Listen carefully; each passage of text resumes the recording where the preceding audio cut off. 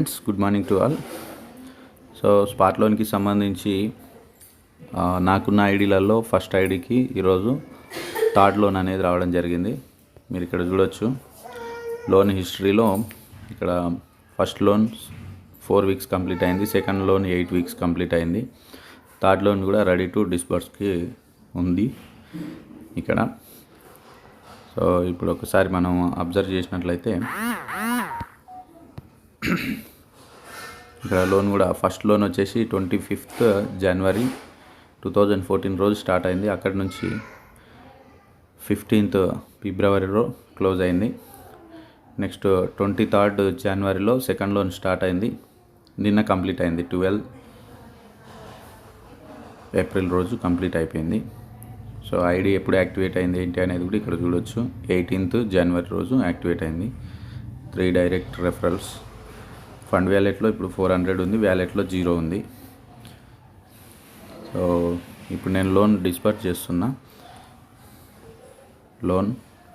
Loan history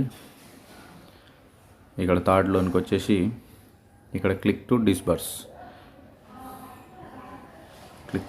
చేసేసిన. ఇప్పుడు disbursed వచ్చేసింది. సో నాకు ఇప్పుడు క్యాష్ బ్యాక్ కూడా వచ్చి ఉంటుంది, మీరు ఇక్కడ చూడొచ్చు. డాష్బోర్డ్ క్లిక్ చేస్తే ఇదో థర్డ్ లోన్ చూపిస్తుంది. 10,000 యాక్టివేటెడ్.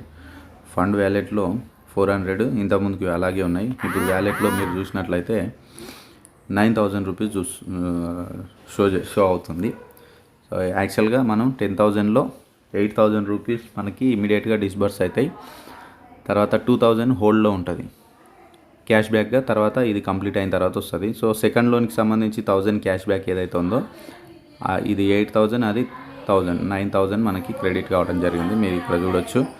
సో 71 సీరియల్ నెంబర్లో చూసినట్లయితే credit 8,000 rupees. Loan disbursed time కూడా చూడొచ్చు, 13th ఏప్రిల్ 10:19కి.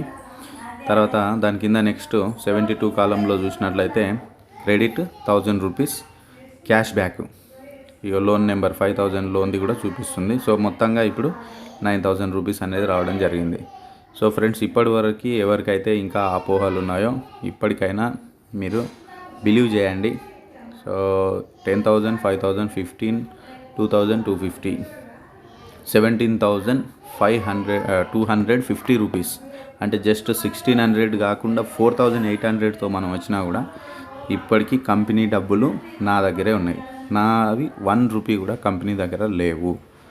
సో ఇప్పుడు ఈ అమౌంట్ మొత్తం కూడా విత్డ్రా పెట్టేసుకోవచ్చు. నేను ఒక 900 రూపీస్ మనకి ఐఎంపిఎస్ ఛార్జెస్ పోతాయి, 8,100 రూపీస్ మనకి ఇమీడియట్గా క్రెడిట్ అవుతుంది.